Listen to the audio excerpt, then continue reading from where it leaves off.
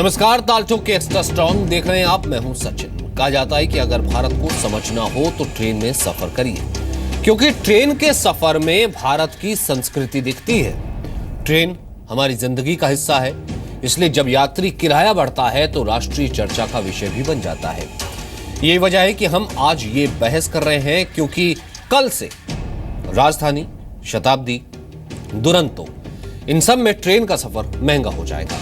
हवाई सफर की तरह इन ट्रेनों में भी रेलवे फ्लेक्सी फेयर सिस्टम लागू हो जाएगा, जिससे बेसिक फेयर से 1.5 गुना तक इजाफा हो जाएगा। हालांकि फर्स्ट एसी और एग्जीक्यूटिव क्लास को इससे अलग रखा गया है।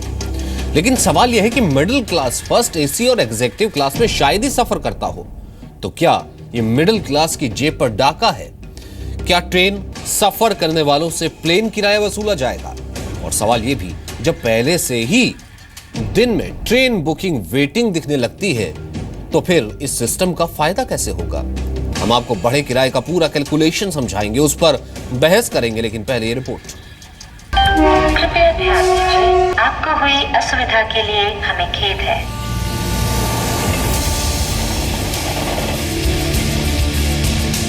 ये खाली डिमांड एंड सप्लाई का गेम है।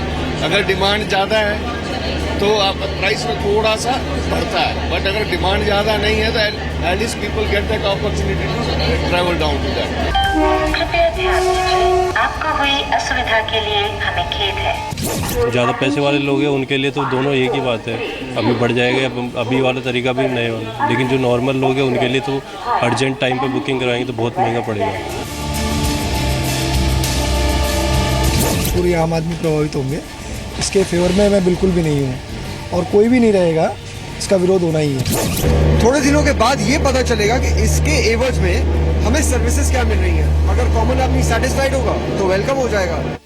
सीटें ज़्यादा बुक होंगी तो जो किराया उसी हिसाब से बढ़ेगा, तो मेरे हिसाब से वो तो पॉसिबल नहीं है। मिडिल क्लास फैमिली के लिए ज़्यादा परेशानी वाला काम रहेगा।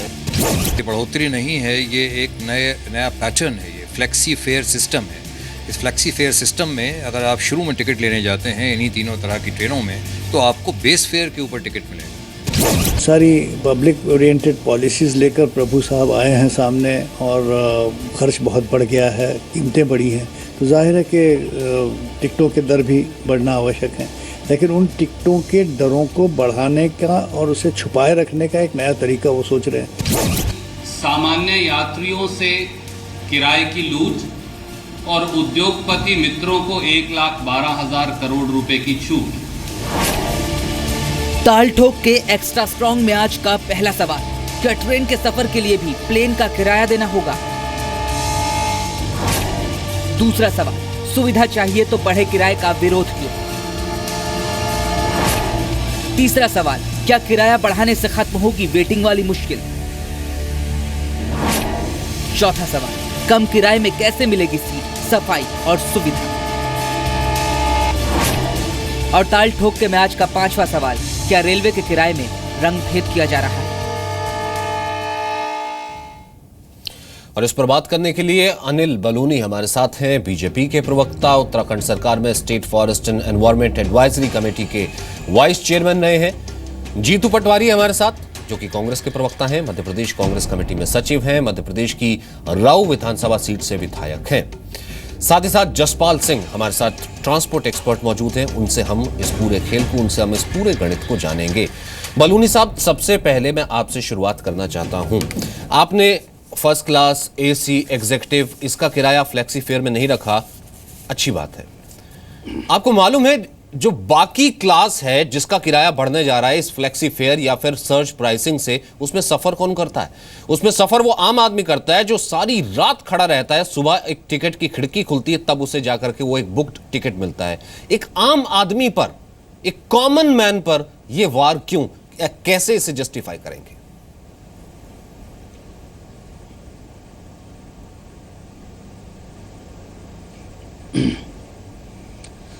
देखिए सचिन जी, सबसे पहले मैं बता दूं आपको कि जो 3 ट्रेनों में भी ये किया गया है, ये एक एक्सपेरिमेंट के लिए किया गया, और केवल जितने रेलवे रोज लोग यात्रा करते हैं उसका 0.65% लोग ही इस ट्रेन में यात्रा करते हैं।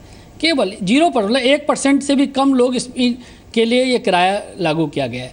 दूसरी बात, आप देखिए पूरी दुनिया में, यूरोप में, अमेरिका में सब तरह का इस तरह का सिस्टम है कि आप समय से कराइए तो आपको फ़ायदा होगा, अगर आप लेट कराएंगे तो बात खराब होगा। इसी तरह से आजकल एयरलाइंस भी कर रही हैं। और देखिए इससे जो 10% लोग जो शुरू में रिजर्वेशन यूरोप, अमेरिका, ये कंपैरिजन करने लगे, बाद में कराते हैं, कंपैरिजन करने लगे, राजधानी के टॉयलेट से शुरू करें तो फिर पता नहीं कहां से कहां बात पहुंच जाएगी। और राजधानी कभी खाली आपने जाती देखी? सचिन जी, मैं देखिए सचिन जी आई बिल्कुल सचिन जी, अब मैं बोलूं सचिन जी, देखिए एक तो पहली बात, जो लोग राजधानी में, दुरंतो में, शताब्दी में ट्रैवल करते हैं, उनकी पेइंग कैपेसिटी होती है, वो पे कर सकते हैं। गरीब आदमी के लिए जो आम ट्रेन है, जो एक्सप्रेस ट्रेन भी हैं, उनमें इसका फ़र्क नहीं पड़ेगा। लेकिन देखिए हमारे सामने सबसे बड़ी चुनौती जो है इस वक्त रेल का कायाकल्प करनी है। वाकई अगली पीढ़ी की रेल हमको देनी है। और जिस तरह की हालत है ट्रेन के अंदर, आप देखिए पिछली सरकारों के समय पे केवल 48,000 करोड़ रुपए खर्च होता था इसके विकास के लिए। आज हमने उसको 94,000 किया, 2 गुने से ज़्यादा किया। अगले साल हम 1,21,000 करोड़ कर रहे हैं। भैया ट्रेन को चलाना है, ट्रेन को बचाना भी है ना, इस पूरी व्यवस्था को चलाना है, कोलैप्स नहीं करना है जिस तरह से पिछली सरकारों ने किया। देखिए पिछली सरकार के टाइम पे 2.5 kilometre per day railway line बनाई जाती थी, हम 10 किलोमीटर बना रहे हैं और 12-13 किलोमीटर का लक्ष्य रखा है। तो लगातार विकास करने की जरूरत है, ट्रेन को अगली पीढ़ी की ट्रेन बनाने की जरूरत है। और ये एक एक्सपेरिमेंट है, इससे कोई बहुत बड़ा रेवेन्यू भी नहीं आने वाला। इस तरह पे एक बार एक्सपेरिमेंट के लेके आप प्रयोग के तौर पे किया है और केवल 0.65 पैसेंजर को इससे अफेक्ट होगा। आम हिंदुस्तानी जिसमें कर रहे हैं उसमें मतलब आप समझिए कि 99% से भी अधिक लोगों को इससे कोई असर नहीं पड़ने वाला है। जीतू पटवारी, क्या कहेंगे आप? विकास की कॉस्ट तो देनी होती है, फिलहाल यही कह रही है पार्टी। हाँ, बहुत हास्यास्पद बातें हैं। मैं बलूनी जी को मैं समझता हूँ बहुत विद्वान आदमी है, अभी बीच बीच में भी बोलेंगे मुझे पता है। आप देखोगे कि जिस तरीके से मोदी जी ने हमेशा से एक बात कही, सबका साथ सबका विकास। इन्होंने हिंदुस्तान की लाइफ लाइन है ट्रेन, उसको लेके जब पहला बजट भाषण हुआ था ट्रेन का, तो सुरेश प्रभु जी ने कहा था हम नई ट्रेनों की घोषणा नहीं करना चाहते हैं। जो बलूनी जी ने अभी बातें कही, हम हमारा जो आधारभूत सुविधाएं देकर इंफ्रास्ट्रक्चर सुधारना चाहते हैं। आप देखोगे कि अभी आप ही की टीवी के माध्यम से पूरी रिपोर्टिंग जो हुई, उससे ये लगा कि कहीं भी मध्यम वर्गीय और गरीब आदमी के लिए इस पूरे कार्यक्रम में कोई जगह नहीं है। और जगह है तो किसके लिए? उद्योगपति और आर्थिक संपन्न लोगों के लिए। सूट बूट वाले मोदी जी ने हमेशा फर्स्ट क्लास वाले लोगों का ध्यान रखते हैं, ये पूरी कहानी से पता चलता है। अभी बलूनी जी बता रहे थे कि ये एक्सपेरिमेंट है और सिर्फ 1% लोगों के लिए ही अभी ये उस पर असर होगा। बलूनी जी मुझे बताने की कृपा करें आप कि एक्सपेरिमेंट क्यों किए जाते हैं। और आपने तुलना की जापान, चाइना, अमेरिका, यूरोप, क्या आपकी वस्तु स्थिति इस देश की, आपने ट्रेनों की, आपने एक बुलेट ट्रेन चलाना अहमदाबाद टू बॉम्बे, वो भी पूरा जितना भी पैसा है फॉरेन FDI पे करना है। आपने सरकार के माध्यम से कर्जा लेके घी पीने वाली गुजारिश की है आपने। उसमें कोई ऐसा काम पिछले 2 साल में जो आम आदमी, गरीब आदमी, जिससे महंगाई रुके, जिसमें आम आदमी को सहूलियत मिले, एक उदाहरण ऐसा मिले 2 साल में तो बताने की कृपा करें बलूनी जी। एक भी बात ऐसी नहीं रही। आज एक बात उदाहरण मिलता है, माल्या को भगा देते हैं, ये माल्या को भगा देते हैं, बता देता हूं। 9,000 करोड़ रुपए देना है। सवाल पूछा तो बताता हूं। किसानों के किसान खाट लेके चले गए। एक मिनट देखिए, अब ये रेटोरिक की बात सचिन जी, राहुल जी की सभा से चले गए सचिन जी, तो आपने प्रेस ब्रीफिंग में कहा कि खाटों की चोरी हो गई, किसानों ने चोरी की। सर खाट को वही रहने दीजिए, आज तो खाटों की चोरी हुई है, आज तो खाटे तोड़ दी किसानों ने, वहां से वो खाटे बचे नहीं, छोड़िए वो किसी और दिन बहस करेंगे। बात हम यहाँ पर ट्रेन की कर लेते हैं, आम आदमी वही सुनने के लिए बैठा है। बलूनी जी मैं वापस आता हूँ आपके पास, क्यों नहीं आते कांग्रेस के? बलूनी जी मैं वापस आ रहा हूँ आपके पास, राहुल गांधी की तरह ना होमवर्क करते। बलूनी जी मैं वापस आ रहा हूँ, जसपाल जी से मैं एक कमेंट लेना चाहता हूँ। जसपाल जी आपने दोनों को सुना, मैं आपसे ये एक्सपर्ट कमेंट लेना चाहता हूँ कि सरकार भले कोई भी हो, क्या रेलवे मॉडल को ठीक करने का, पटरी पर लाने का और उसे बाहर विदेशों जैसा बनाने का सिर्फ एक ही फॉर्मूला है सरकारों के पास कि किराया बढ़ा दो, फ्राइट बढ़ा दो?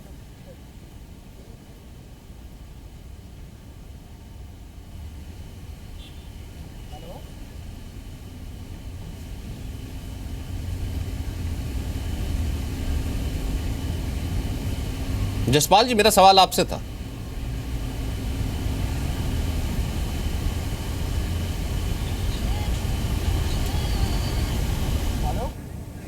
लगता है जसपाल जी तक आवाज नहीं पहुंची है। जी बलूनी जी, आप बोलिए, आप जवाब देना चाह रहे थे।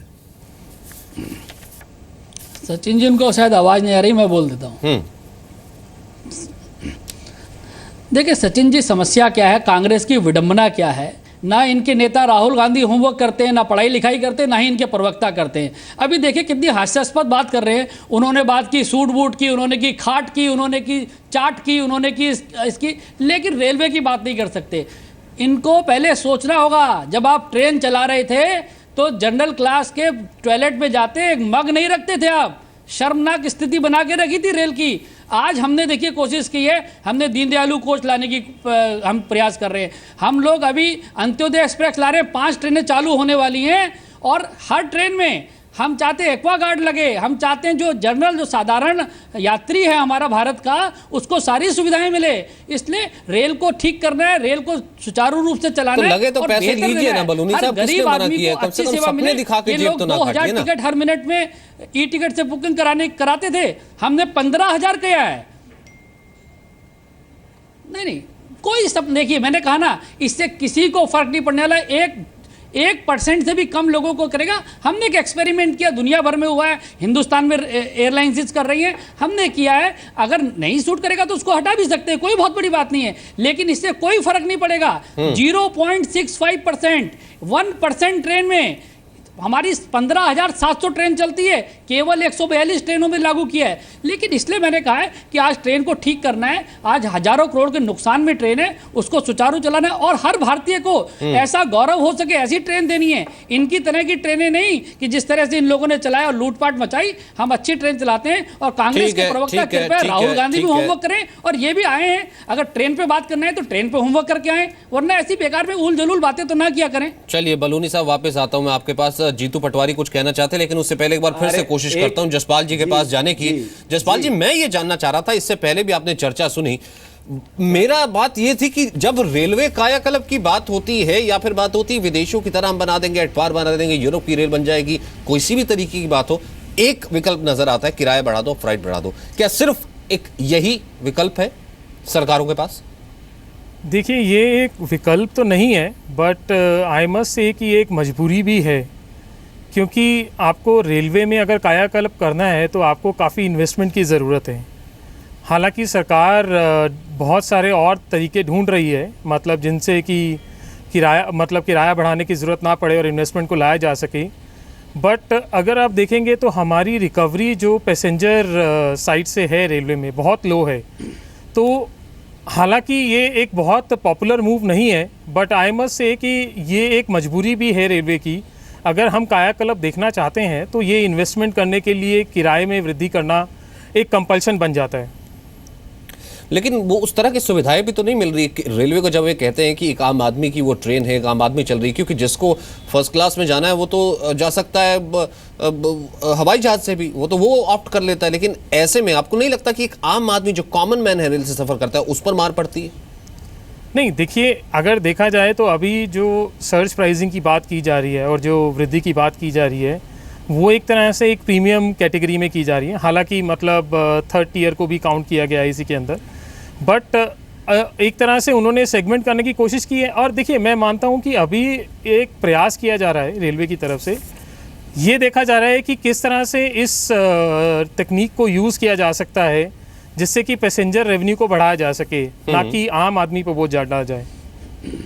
तो जीतू पटवारी, इसी के साथ, क्योंकि आप पहले भी इसका जवाब देना चाह रहे थे, इसी के साथ जैसे आज जिस तरीके से हमारे एक्सपर्ट ने कहा, उसमें एक ये तर्क भी जुड़ जाता है कि हम सुविधाएं तो बहुत ज़्यादा एक्सपेक्ट करते हैं, क्योंकि सफाई नहीं होती, गंदगी होती है, वो हम बहुत जल्दी इशू बना लेते हैं। तो अगर हमें सुविधाएं दी जाएंगी या फिर दी जाने की तरफ एक कदम है, तो क्यों ना थोड़ा सा बेहतर प्राइस पे किया जाए? जी, मैं एक तो ये भारतीय जनता पार्टी के बलूनी जो पढ़े लिखे प्रवक्ता यहाँ पे बैठे हैं, उनसे अनुरोध करना चाहता हूँ कि अब ध्यान से सुने कि आपका 2 साल का ट्रैक रिकॉर्ड, आपने चुनाव से पहले क्या कहा उसकी बात ही नहीं करूँगा, जब चुनाव के पहले बजट में क्या कहा और आज क्या किया आपने पूरे। अरे भाई बलूनी जी, जरा शांति से सुनो, आप बोलते हो, हम बोलते नहीं हैं। आप में इतने पढ़े लिखे हो, आपके बीच बीच में डिस्टर्ब करने का आपका स्वभाव बन चुका है। मैं आपको बता दूं कि 25 महीने में 20% आपने किराया भाड़ा बढ़ाया है। ये जरा आपके नॉलेज में अलग अलग जो राहुल गांधी 6000 से आसपास जो बड़ी ट्रेनें हैं उन पे बात कर रहा हूं मैं आपकी। आपने जो पैसेंजर जो रेलवे यात्रियों का किराया रहता है, जो स्टेशन का किराया होता है, उसको 100% बढ़ा दिया है। आपको ये भी मालूम होना चाहिए कि 2015 में 2015 से आज डबल हो गए हैं वो। ये बातें आपको समझ में आनी चाहिए कि तत्काल चार्जिंग में 33% आपने किराया भाड़ा बढ़ाया है। ये भी आपको समझ में आना कि पहले आपने क्या कहा था, पहले बजट में क्या कहा था। मैं पहले चुनाव से पहले तो आप पूरे ही झूठ बोल रहे थे, उसके बाद क्या क्या बोला। जब हमारे सुरेश प्रभु जी आए और वो प्रभु ऊपर के प्रभु ने नीचे के प्रभु को कहा कि यात्रियों का ध्यान रखना, वो कैसा ध्यान रख रहे हैं ये मैं बताने की आपको कोशिश कर रहा हूँ। आप ये भी देखो कि ट्रैक कैपेसिटी बढ़ाने के और नई ट्रेन बढ़ाने के बजाय आपने कहा कि हम तो आधारभूत सुविधाएं बढ़ाएंगे। और आधारभूत सुविधाएं क्या बढ़ा रहे हो? जो आपने फॉरेन इन्वेस्ट से अहमदाबाद टू बॉम्बे एक ट्रेन चलानी है, 1 लाख करोड़ रुपए के आसपास उसमें खर्च कर रहे हो। आपको ये भी बता दूं, आप इतने पढ़े लिखे तो हो, पर ये भी ध्यान रखना चाहिए कि ये तो आम आदमी की जेब काट रहे हो, ये दिख रहा है। इसकी सुविधाएं बढ़ाना है तो पैसे बढ़ाने पड़ेंगे, पर आपने 1,12,000 करोड़ रुपए राहुल गांधी पढ़े लिखे के रूप में माफ कर दिए। सोनिया जी हैं पढ़ी लिखी, हम क्या पढ़े लिखे? अरे आप नहीं, आप तो भैया बलूनी जी ध्यान से सुनो, आप बीच में मत बोलो, पूरी जवाब फिर सुनूंगा मैं आपकी। आपने 1,12,000 करोड़ रुपए उद्योगपतियों का तो माफ कर दिया और सूट-बूट की बात नहीं करने दोगे, ये देश के सामने बात नहीं होने दोगे। आप कैसी बात करते हैं? देखिए फिर भाई कोई बात नहीं, करिए, हम करेंगे। चलिए मेरा नंबर आ गया, छोड़ दीजिए आप। ऐसा सचिन जी, देखिए ये बात करेंगे, ये मुद्दे की बात नहीं करेंगे। और पढ़े लिखे हम गए, हम तो पढ़े लिखे हैं ही नहीं। राहुल गांधी और सोनिया जी हैं इस देश में 2 पढ़े लिखे लोग, बाकी हम कहाँ पढ़े लिखे, हम तो बिल्कुल अनपढ़ हैं, गांव के लोग हैं। आप ही हैं सब पढ़े लिखे। देखिए ट्रेनों में जो चलते हैं उनसे पूछे ट्रेनों में कितनी बदलाव आया है, रेल के अंदर साफ सफाई में कितना बदलाव आया है, जो ट्रेन में चलते हैं उनसे पूछे। आप लोग तो चलते नहीं है। अरे राहुल बाबा कहाँ जाते हैं भाई? राहुल बाबा ने ट्रेन कहाँ देखी है अभी तक? राहुल बाबा ने तो ट्रेन देखी नहीं है, मर्सिडीज गाड़ी में जा रहे हैं, खाट में बैठ के आ जा रहे हैं, इसलिए उनकी बात नहीं कर रहा मैं, उनकी बात कर रहा हूं। आप टॉयलेट कितने गंदे रहते थे, देखिए अब साफ रहते हैं। खाने की क्वालिटी में कितना बदलाव आया अब देखिए। अरे भाई क्यों परेशान हो? अभी तो आप ज्ञान दे रहे थे कि चुप रहना चाहिए। अरे भाई अभी तो ज्ञान दे रहे थे। अभी मैं बताता हूँ, मैं बताता हूँ, मैं तो गांव का रहने वाला हूँ, आपके राहुल बाबा की तरह नहीं हूँ मैं तो उत्तराखंड के छोटे से गांव का रहने वाला हूँ और अभी भी वहीं रहता हूँ, बीच बीच में आता हूँ, मैं तो वहीं रहता हूँ। आप राहुल बाबा की तरह मर्सिडीज और फॉर्च्यूनर में नहीं चलता मैं।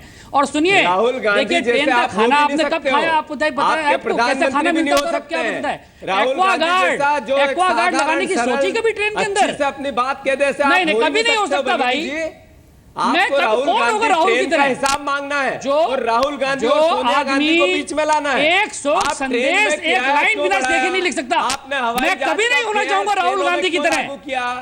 मैं कभी नहीं होना चाहूंगा राहुल गांधी की तरह। ट्रेनों में आम जनता की लूट क्यों? मैं परम पिता परमेश्वर से कहता हूँ, किसी जन्म में राहुल की तरह मत बनाइएगा मुझे। ऐसा पप्पू मुझे नहीं बनना है। केवल क्रिटिसाइज करने के अलावा मैं नहीं बनना चाहता। हिसाब देने के बजाय केवल राहुल गांधी, सोनिया गांधी, काला धन, आपका ये सब क्या है? देश आपसे जवाब मांगता है भाई, देश को जवाब दो। देंगे कि आप ये किस तरह की सरकार चला रहे हैं? वाड्रा नहीं बोला आपने, फिर किसको दोगे? देखिए आप सचिन जी देश को जवाब नहीं दोगे आप। अच्छा अब एक बार जीतू पटवारी जी एक बार सुन लीजिए, जीतू जी एक बार सुन लीजिए, मुझे कार्यक्रम खत्म नहीं करना और तमाम ट्वीट्स आ रहे हैं कि भैया रेल की बात तो कम से कम कर लीजिए। हम पैसेंजर जो है वो रेल की किराए को समझने के लिए हमारे साथ जुड़ा था। एक बार थोड़ा जवाब दे दीजिए, मैं आपके पास भी वापस आऊंगा। बलूनी जी संक्षिप्त में। मैं तो रेल की ही बात करने आया हूं।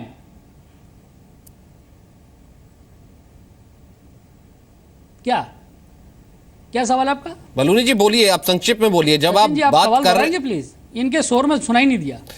जिन सुविधाओं की आप बात कर रहे हैं वहां पर ये लोग कह रहे हैं कि वो सुविधाएं देने के लिए तैयार हैं, वो सुविधाओं के पैसे देने के लिए तैयार है, लेकिन वो सुविधाएं पहले मिलनी तो शुरू हो। जी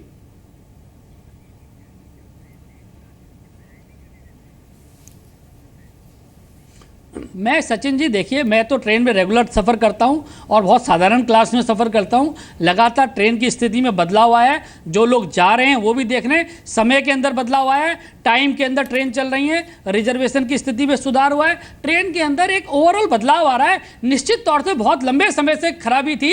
अब देखिए, जो उन्होंने 20 साल पहले घोषणाएं की थी ट्रेन की, आज तक चालू नहीं। फिर ये सर्ज में एक्सपेरिमेंट करना था। अगर जैसे जैसे सीटें बढ़ती जाएंगी, आगे होता जाएगा, इसमें एक रिफंड का ऑप्शन भी लगा देते हैं। एक्सपेरिमेंट ही तो था कि अगर ट्रेन लेट आएगी, रेलवे आपको इतना रिफंड करेगा, अगर 2 घंटे लेट आएगी तो आपको 20% रिफंड करेगा। रिफंड का ऑप्शन भी लगा देते, लोग और ज्यादा खुश हो जाते।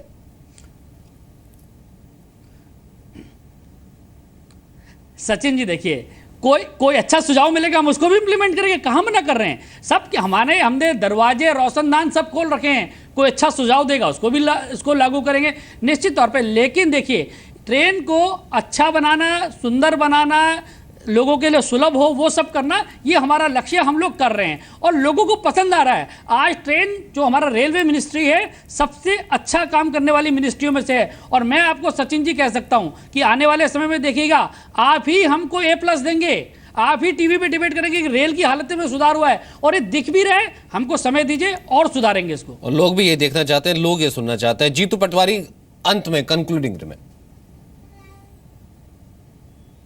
बात ये है सचिन कि एक सबसे आश्चर्यचकित बात ये है कि ये ओला में, उबर कैब में ये सर्ज प्राइसिंग की जो नीति है, इसका इसी सरकार ने हाई कोर्ट में जाके विरोध किया है और ये कहा है कि ये आम आदमी को बोझ डालेगा। इसी सरकार ने, बलूनी जी पढ़े लिखे हैं, इनको जरा सर्च करें, और यही सरकार फिर ट्रेनों पर फ्लाइट में जो नीति तय लगी है उसको लागू करना चाहते हैं। आप देखोगे कि इनका जो दोहरा मापदंड है, ये पीछे के दरवाजे से जनता पढ़ाई करके नहीं आते भाई, पीछे के दरवाजे से जनता के पढ़ाई करके नहीं आए। बलूनी जी, आप पढ़ाई करके नहीं आए, उसमें कैब नहीं है। उबर कैब और ओला की दिल्ली, ओहो, अरे भैया मेरे, उबर कैब और दोनों में उबर में कैप नहीं है, हमारे में कैप है। 10% से ज्यादा नहीं बढ़ा सकता, हमने कैप लगाया है। है, हम नहीं कहा कैब है, कैब। आप इस शब्दों को मत पकड़ो, भाव को पकड़ो। आपको सुनाई क्या देता है, बताइए मैं बताइए। आप जनता को बताने की कोशिश करो, ज्ञान अर्जित करेंगे। लूटपाट क्यों कर रहे हैं आम जनता से? आप जो लूटपाट कर रहे हो, पीछे के दरवाजे से चोरी करने की कोशिश कर रहे हो और उद्योगपति मित्रों को फायदा पहुंचाने की कोशिश कर रहे हो। ये खटिया पे बैठ के कुछ नहीं होगा आपका। तो आपको दर्द होता है। कांग्रेस खाट पकड़ चुकी है, बोलने नहीं, खाट पकड़ चुकी है, खाट से नहीं उठ पाओगे आप। पटवारी, आप ध्यान रखो बलूनी जी, आपको हर सवाल का जवाब उसी तरीके से दूंगा जैसे लेना चाहते हो आप। पढ़ाई करके नहीं आओगे तो हम क्या करेंगे? अगर राहुल गांधी और आप पढ़ के नहीं आते, मेरी गलती है क्या? आप मेरी गलती है कि पढ़ाई करके नहीं आओगे तो? राहुल गांधी नहीं पढ़ के जाएंगे, मेरी गलती है क्या? आप पढ़ के नहीं आओगे, मेरी गलती है क्या? उसका पूरी स्कीम पढ़ के आते राहुल पहले। जी का उत्तर, राहुल जी तो पूछते हैं, वो उत्तर है ही नहीं आपके पास। उन्होंने कल ही कहा कि आप चोर दरवाजे से लूटना चाहते हो जनता को। आप राहुल बाबा की सोचिए, जनता की सोचने के लिए हम हैं। बलूनी साहब, यहाँ पर आप की सोचने के लिए 12 लाख करोड़ रुपए लूट के तो ले गए। चलिए, कम से कम दर्शक जो आम आदमी तो कम से कम अंत में ये नहीं सुनना चाहता था। आम आदमी दरअसल इंतजार कर रहा था कि ट्रेन पर ही बात हो, चर्चा हो। लेकिन फिलहाल जसपाल जी, बहुत बहुत शुक्रिया आपका करना चाहूंगा। मैं अंत में आपके पास नहीं आ सका, लेकिन आपने बहुत बेबाकी से अपना जो राय थी, अपना जो कमेंट था वो रख दिया था। बलूनी साहब, आपका भी बहुत बहुत शुक्रिया, और जीतू पटवारी, आपका भी बहुत बहुत शुक्रिया। लोग ये ट्वीट कर रहे हैं कि 3rd AC में इस वक्त जो सरकार ले रही है वो 60 पैसा पर किलोमीटर है, 2nd AC में 75 पैसा पर किलोमीटर है, और इसमें लोग विश्व स्तरीय सुविधाएं भी चाहते हैं, और थोड़ा सा प्राइस बढ़े तो नाराज भी हो जाते हैं। वहीं कुछ लोग ये कह रहे हैं ब्लैक मार्केटिंग बढ़ जाएगी, 2000 की टिकट अब 6000 में बिकने लग जाएगी। हालांकि सरकार ये कह रही है एक्सपेरिमेंटल है, अब देखने इसमें आम आदमी का कितना बेनिफिट होता है, कितना नुकसान होता है। फिलहाल इतना।